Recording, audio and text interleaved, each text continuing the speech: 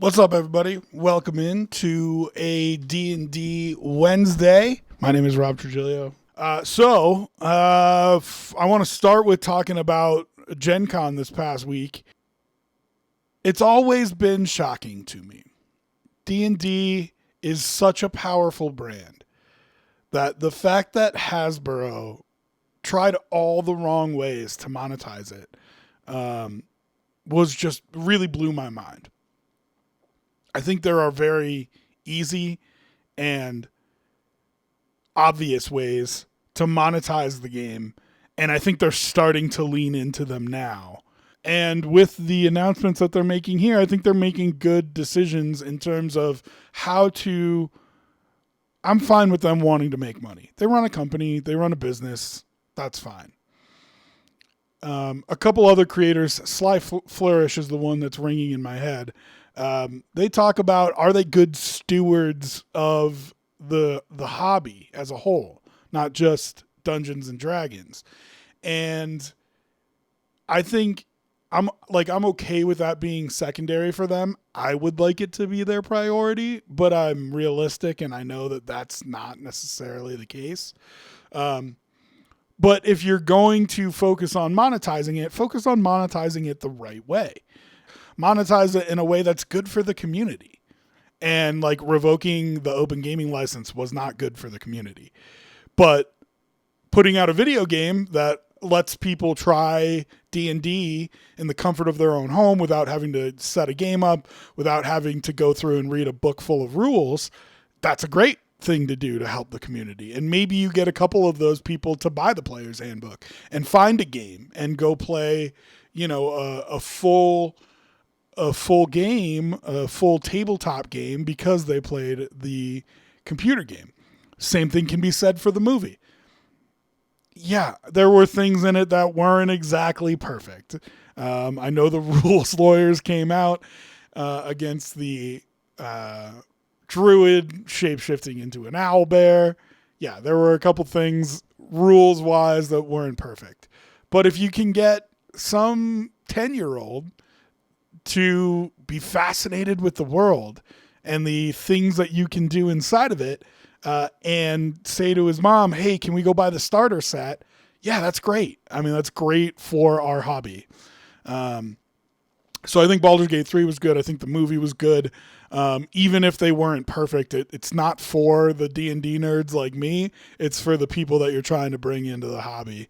And they think that based on what we heard at the keynote, that they are continuing to do that, to make good decisions about how to bring people into the hobby and how to monetize it for them, while still growing the game, doing it the right way, and hopefully not ruining it. So, first thing, they announced an Icon series where they will work with the original creators from some of these worlds and try to generate new content for them. Doing that is important because you want to keep the base, the center, true to itself of these worlds. But I think it's also important to team them up with people with fresh ideas and people who have stewarded the game more recently than some of these people have. So Margaret Weiss and Tracy Hickman, I know they had worked with on the last Dragonlance book. They will continue to work with them on the Dragonlance setting in general. Awesome. Luke Gygax, who helped his father, Gary Gygax, while Gary was writing Greyhawk, will help with Greyhawk again. There is apparently some notes from Gary Gygax that went unpublished and unused, and Luke is going to bring those into the D&D world, which is cool. I just hope that they didn't go unused because they're not great. You know what I mean? So, and then finally, R.A. Salvatore for Driz de Warden and his the Legend of Driz, his kind of impact on the Forgotten Realms. I assume that will be a focus on Forgotten Realms in general, as it says here, and not just on Drizzt Do'Urden. But I'll be interested to see how that kind of works out. The thing about Drizzt is the whole story is already written. And so there's talk about, is it going to more focus on his daughter, who R.A. Salvatore has tried to make an important character, or is it going to focus on the story of Drizzt Do'Urden? I think what is kind of going unsaid here is D&D fishing around, trying to turn Drizzt into a HBO or Amazon series. I do know that they have a couple series they've already agreed on deals with, so hopefully Drizzt is one of them. I think it would be an excellent show to add in. It's a beloved character in the Forgotten Realms, so I'd love to see R.A. Salvatore kind of help write the story of the Forgotten Realms in a bigger picture. But it'll be interesting how they bring Drizzt and maybe his daughter into modern day D&D. So for Greyhawk, and I think a lot of DMs feel this way. Like, we love our worlds. It's the story, it's the lore, it's the major events happening that stick with you. And sure, we want to write our own stories in that, but we also want epic stories to be happening in these worlds. And when D&D was focusing on doing that themselves, I just felt like through 5.5 or 5th edition, there wasn't as much of like, here are the major things that happened since whenever. It was more just, we're in this time period and this is what's going on. And so as they bring in these old creators and other gaming companies to help write these things, which I think is smart, right? I hope that they are writing the big storyline so that I can write little storylines that go alongside of it. And I think that's what we're getting here with the Greyhawk announcement. So as you can see here, it says that he'll be using unfinished work from his father. He has plenty of experience in the game dev world as well. So hopefully he can use the roots and some of the stuff from his dad, but also make sure he builds something great. There's apparently an unfinished adventure that they'll be using as material, and part of the comeback story is the crown of the Witch Queen. And this is what I mean when I say, give us the big storyline, you know? I'm not saying that they need to do this, but like, have the Sundering happen, you know? And for those of you that don't know, the Sundering is when the weave got torn apart and magic went away for a little while. I think if you build big storylines like that, you allow DMs to build smaller storylines around it and like, yeah, make things happen and put stuff on the timeline for all history. You know what I mean? I think that'd be really awesome. So they're doing Crown of the Witch Queen.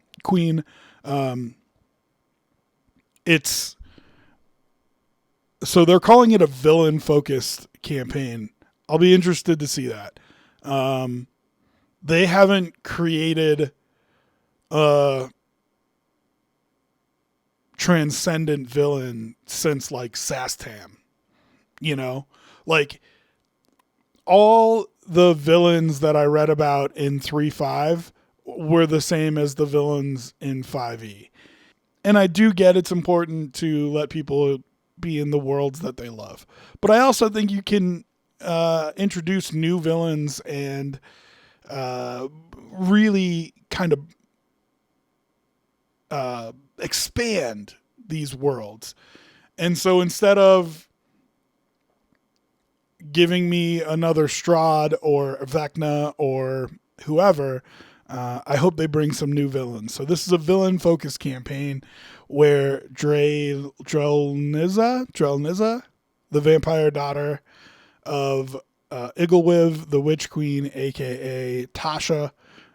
You know her from Tasha's Hideous Laughter or Tasha's Cauldron of Everything. Returns to claim her birthright. The art is very cool. I'll give them that. The art is definitely top notch. But yeah, I hope that this becomes a new all-time villain that just everybody loves to hate. I just don't think they've had that kind of classic villain in a long time, and I'll be looking forward to if they can create something like that here. That season is going to be called a Season of Sword and Sorcery. I do like that they're doing it in seasons. I hope that means that they will advance the timelines of these worlds with, like I said, big events that happen as we move forward through the timeline. Of course, we've known about the Warlock video game for a little while. They announced Maggie Robertson will be the voice of Tasha in the game, and she's apparently going to be the patron, so she'll be talking to you quite a bit as you play through.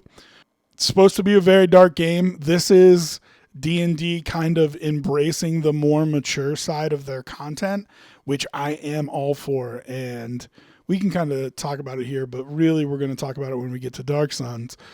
The fan base has gotten older.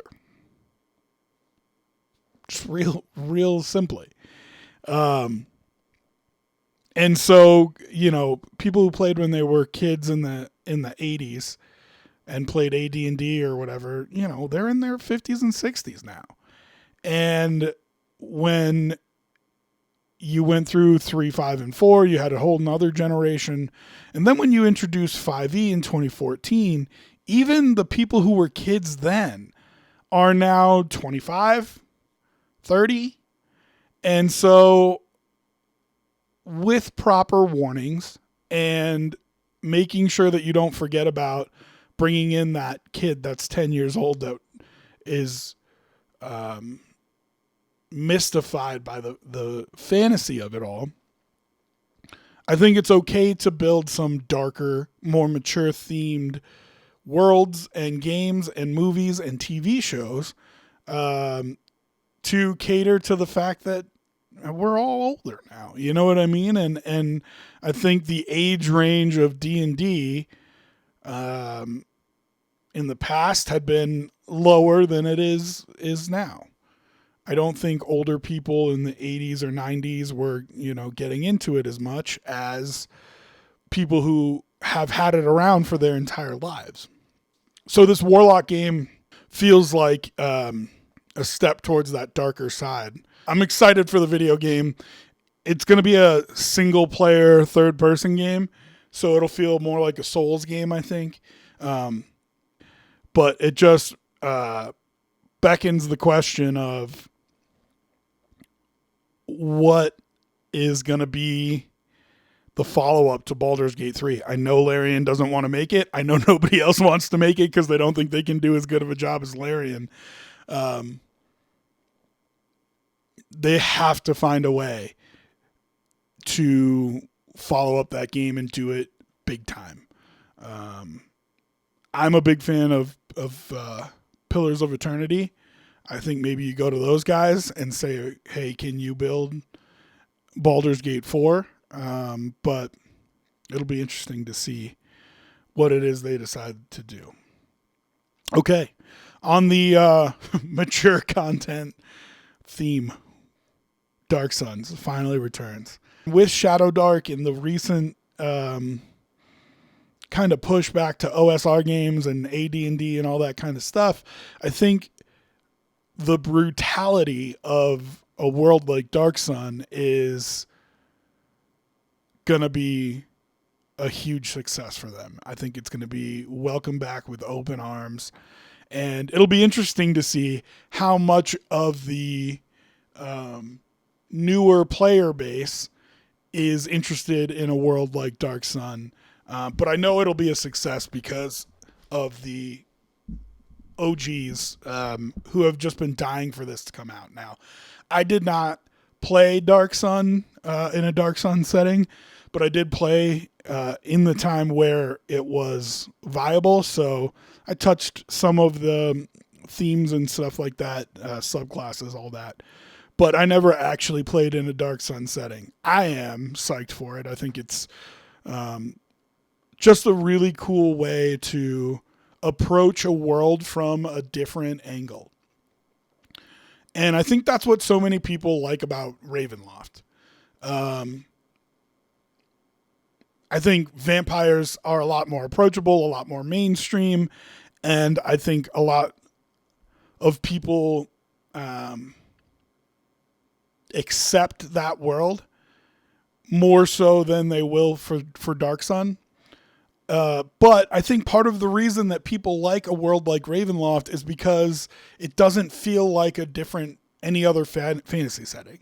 Like the reason that Greyhawk and Forgotten Realms get swapped all the time and people don't really know the difference or which is which or whatever, it's because they feel the same. They feel like the same world. I think it's part of why Eberron was so successful. And D&D has continued to lean into it, but kind of that steampunk vibe. But it just created a different way to look at the world. Same thing with Ravenloft. And now I think Dark Sun is going to do that as well. It'll just be interesting to see how people embrace it. I do love the tagline. This isn't the world that you save. It's the world you survive. And to be fair, I think Ravenloft can go by the same token. So it's not like this theme hasn't been used before.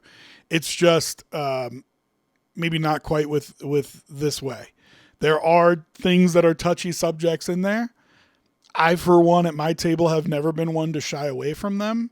I will say this, if you're a new DM or a new player, it's important to talk to your players and know what their lines are in terms of what they're okay with being in their fantasy world and not being in their fantasy world. Because you're all there to have fun. So if somebody's uncomfortable, you're ruining the purpose. But that being said, I have never shied away from some of the more mature themes. Slavery was a thing that happened in history. It was terrible. In the fantasy setting, it can also be terrible. You can have evil people in your fantasy setting. And so if somebody's not comfortable with that, of course, don't include it. But I think it's okay to have it as an option for tables that want to attack more mature subplots and themes like that. Also, just kind of the brutality, the killing, the fact that the world is kind of Mad Max. I just think those are all things that not everybody incorporates at their table, and you don't have to. So it's not going to be for everybody. They're going to shrink wrap it. No kid's going to pick it up at the local gaming store and flip through it and see stuff that the parents don't want them seeing. So great. You know what I mean? And then if you're doing that, lean all the way in. Don't try to water it down. So I look forward to seeing if they stay true to the setting and how that looks in the future. The World of Warcraft team up, I think, is awesome. I mean, they are somewhat derivative. And I think people became fanboys of one or the other. And so some people are very violent about that, but I think the Venn diagram is pretty tight. about people who played one and played the other. And they have been existing in different worlds and they evolved differently. But I think, they're all very Tolkien, and it's too obvious of a crossover. I mentioned it when I was talking about the setting books for Greyhawk and Dark Sun. I think it's the right way to monetize the brand is by putting out more content that is exclusive to D&D, that is the worlds of D&D. Give us more books on Ravenloft. I mean, when I was playing originally and it was 3 and 3.5, there's a psionics book and a fighters book and a book on the gods and a book on Greyhawk. And that, I think, is how you can make money. And so give us a book on Greyhawk. Give us a book on Dark Sun. I think they'll sell well. And then this is the other way that I think is very obviously easy to monetize D&D, is to join it with other brands that make sense to join it with. World of Warcraft obviously being the first one. The important thing, and if you ask any Magic the Gathering player, they will tell you this is the important thing. The important thing, man, don't introduce stuff that unbalances the game. Because I want to be able to ignore it if I don't like it. Now, World of Warcraft I like, and I am open to them bringing in all this stuff, and I think you can do it in a way where it doesn't unbalance the game. All of this stuff that's in WoW, I think will fit in D&D. But if you start bringing in other IPs, don't introduce stuff that is way overpowered for putting it into the world. Now, I think that's going to be less of a problem with D&D than it was with Magic. Magic the Gathering, if you're not playing whatever the meta is, you're just going to get crushed because the player that you're playing against isn't beholden to your rules. For Dungeons and Dragons, it's up to your DM. Like your DM can say, yeah, everything in the World of Warcraft book is out. Sorry. It's overpowered and nobody's going to be able to make a character with the player's handbook that holds a candle to somebody who makes a character with the book of the World of Warcraft book. And so each individual table, there's an agreement as to what is allowed and what's not. Whereas Magic the Gathering, cards from 20 years ago go against cards from today. And if you unbalance it, it can be a hard thing to undo. So I'm not as worried about it with Dungeons and Dragons. I think this is an obvious crossover. Excited to see how they do stuff. I'm interested here. Familiar dungeons, notorious villains from World of Warcraft history. I think they're only doing a limited number of them. And so here, 30 dungeon boss stat blocks. I'm interested to see who makes the cut. Because just like, I'd say two things. One, just like Greyhawk or Forgotten Realms, the heroes of this world, the villains of this world, there are a lot of them, and it's going to be interesting to see who they think the most important players are in that story. And two, who are they saving for round 2? Right? I mean, if they have any sense about them, they will hold on to some of the villains and heroes to put out a second book in 3 years. And so it'll be interesting to see who makes the cut and what kind of things that they're going to hold on to. Love that they're doing all 11 species. I don't think there's enough in terms of species in 5.5 right now. So just broadening that in general, I think is a good idea. They're going to have 6 altered subclasses. I'm sorry, 3 altered subclasses, 6 new subclasses. 6 feels kind of small to me. I I don't know if there's enough variance in the things that happened in World of Warcraft to introduce a new subclass for every single character class, but 6 just feels like a kind of small number to me. What up, Drew? Yeah, Diablo and D&D crossover would make sense. I think that's probably coming down the pipe. I think they wanted to not do Blizzard back to back, which is why they introduced, and we haven't got to it yet, but the Star Wars introduction. And I think they'll probably sneak another one in there.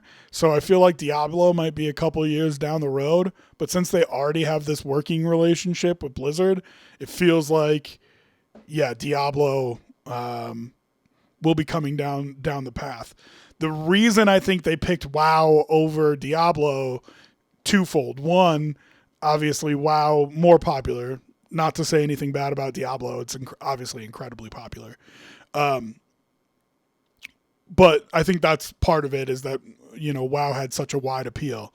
And 2, World of Warcraft, I don't want to say it's dying. I know it's done better in recent years than it had been doing like 5-10 years ago, but it's waning, I guess I would say. And this is a good way to put their product back out there and reintroduce it to the nerd community and be like, hey, you remember World of Warcraft?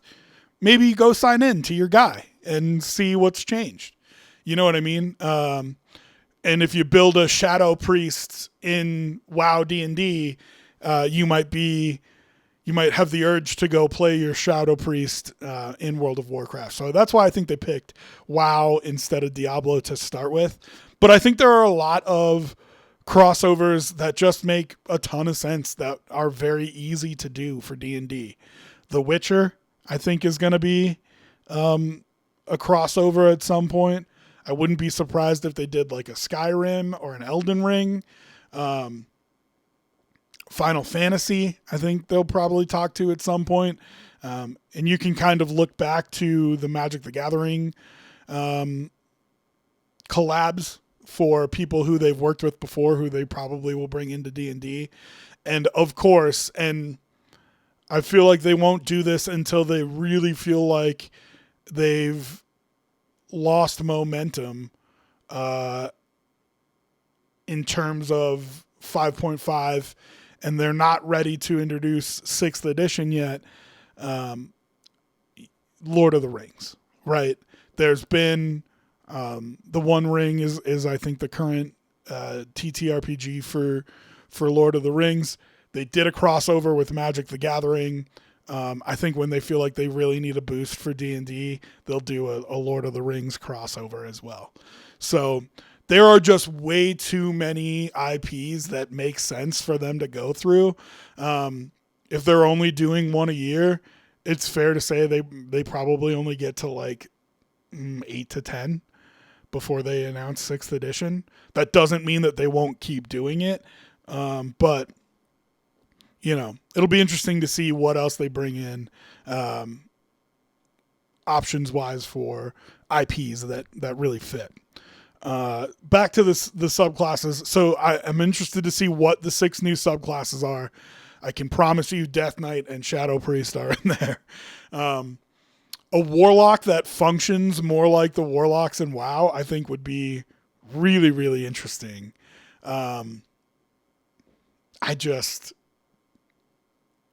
Damage over time is going to be a tough thing to adjudicate in a D&D setting. But you have things like poison and spells and stuff like that. I'm not saying it's not doable, but if you build a true dot warlock like you have in D&D or in WoW and put it into D&D, I think that'll be really interesting at a table. So I'm excited to see what the 6 new subclasses are, what the updated subclasses are. They don't have a couple of the classes, Death Knight being one of them, but like Death Knight folds into a Paladin class very easily. or fighter. I mean, you could put it under either. And so no doubt that's one of the subclasses. But they have things like shaman that I don't think fit as well into D&D.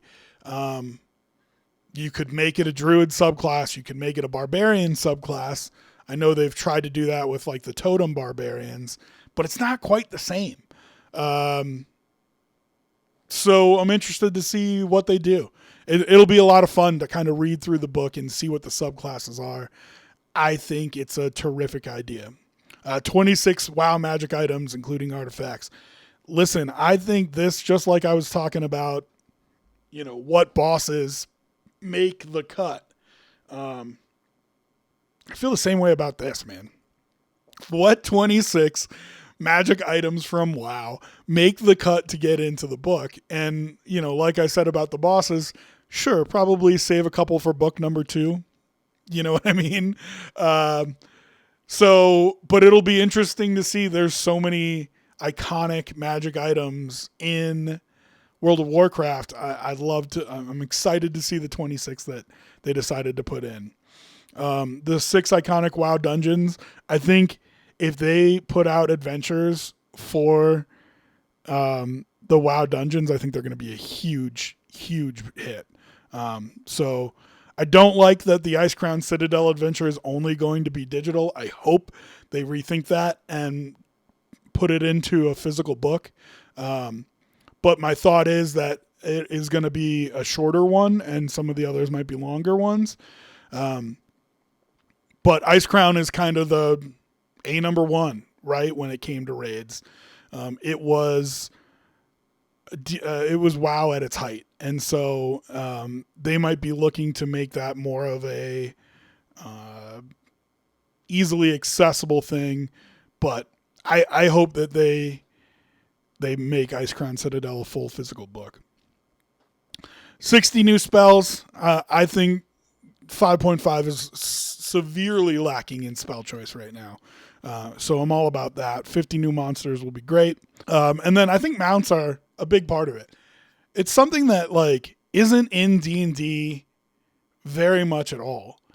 And anytime somebody wants to play a mounted creature, it's like, okay, well, now I got to talk to the rest of the table, and we can't have this person just running circles around. So is everybody mounted, or am I going to have to limit the person that's mounted, or whatever? It'll be interesting if they introduce a bunch of mounts. Is everybody just going to be mounted on that? Yeah, I don't know. It'll be fun. Professions, I think, will be fun. I think that's something that can use a little bit of rework in D&D in terms of, can you do something meaningful with your professions? I think WoW was a nice middle ground of you can do something meaningful, but you don't really have to if you don't want to. I'd love for D&D to get to that spot. And the companion creatures, I mean, Find Familiar is fine, but if you could create more options that are more fun for that, I think that's definitely a good idea. So I mean, overall, I think it's a great thing that they're doing. I think it's the way that Hasbro should go about monetizing D&D without destroying the game, and taking away the open gaming license. So yeah, man, I hope they nail it, right? Because if your first one comes out and it's a disaster, then the second and the third one, it's going to be harder for them to recover. So here's their new partnerships for content. We've talked about this a couple times. I'm excited about the groups they decided to team up with. I'm excited they decided to outsource. And I hope that as they work through these different settings, that they continue to feed it with content that is meaningful and fits. And I hope that's kind of the plan for D&D going into the future, Excited about the Unleashed Arcana. Like I said, I don't think there's enough subclasses right now in 5.5. So 8 new subclasses is huge. With how much you made backgrounds important in 5.5, need more backgrounds. You need more options to kind of round out what is available to you. The fact that you took so many things away from your racial bonuses and you put it into backgrounds, I don't think you had enough backgrounds when you did it. So I don't think there's enough subclasses. I don't think there's enough backgrounds. I don't think there's enough feats, and I don't think there's enough spells. Bang, right here. You know what I mean? Make this your main supplement. Fix what is missing between this and the World of Warcraft stuff. You hope that it's enough to make character creation feel really open and free for you to build what you want to build. Like I said, they're focusing a lot on the factions. Hopefully they can make them meaningful. I just don't know how meaningful they'll be. I think a lot of people play in homebrew worlds. 47 magic items. I wonder how many of them are just reprints. But you do need to introduce them into 5.5, so that's fine. This is very interesting to me. Rules to evolve magic items. And it's something that I've been doing in my homebrew games for years now. Assigning like a level cap to your magic item, and then it grows with you. And so many of your games start at level 1 if you got a bunch of new players, or start at level 3. And so, I would give out magic items that says, once you reach 7th level, if you are attuned to this magic item, you get X, Y, and Z. Once you reach 5th level, if you are attuned to this magic item, you get X, Y, and Z. And I hope that's what these rules to evolve magic items are. That makes it more enticing to give magic items out to players at lower levels because they're smaller. And it's not so overwhelming to the game to give out something that is so powerful at such a low level. If you have some kind of simplified version of the magic item and then it evolves with them as they grow, I think that's a really good thing to have. So I'm very interested in their rules to evolve magical items. But so excited about the Arcana Unleashed. I hadn't seen these yet. The alternate art covers, which I like. I very much like the purple one. I generally love the alternate art covers that D&D does. I like that they kind of dip into that. I also like that they're specifically for gaming stores, to kind of help boost people going and buying them in person, supporting those gaming stores. I think that's cool. Deadfall will include a deep dive into Thay. I do think they've been, like, we were talking about earlier, I do think they've been missing the boat on kind of releasing content that explains their worlds. Like I said, in 3.5, there was a book of priests and a book of this and a book of that, and book of psionics and a book of... And so I think more information. There was like a book of the gods. Like, why haven't we had a book of the gods since 3.5? So, putting a deep dive into Thay in that book is awesome. I do love high level adventures. I think everybody's like, oh, you never get to those high levels. You never play high level adventures.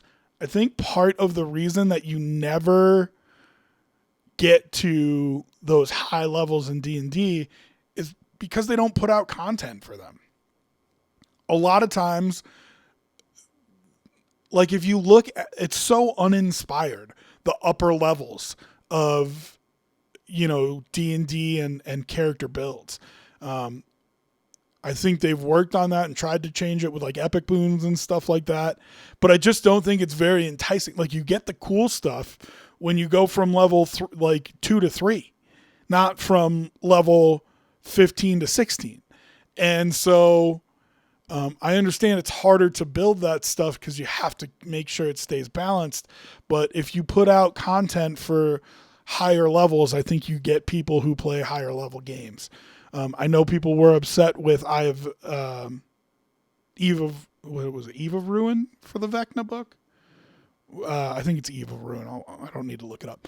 But the Vecna book, I know people were upset with it. But there just wasn't that much high level content. So I was glad that they put it out. Most adventure books end around between 10 and 12. You know what I mean? And so I was excited that they put out a high level book. I'm excited that there's a espionage campaign for levels 11 through 20. More magic items. I think you should make as many magic items as you can. That way GMs can kind of alter them and change them to fit their worlds.